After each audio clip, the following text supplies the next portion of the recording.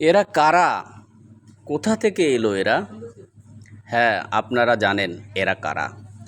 আপনাদেরকে সেবা দিয়ে থাকে। অক্লান্ত পরিশ্রম করার পর এতটুকু বিনোদন নিয়েই তারা ঘরে ফেরে। তাদের এই বিনোদন দেখে লাইক কমেন্টস করবেন প্লিজ।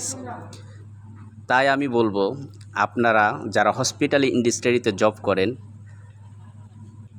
তারা আমাদের উৎসাহিত করবেন, এবং আমরা যারা সেবা দিয়ে থাকি আপনাদের সেবায় আমরা সবসময় নিয়োজিত।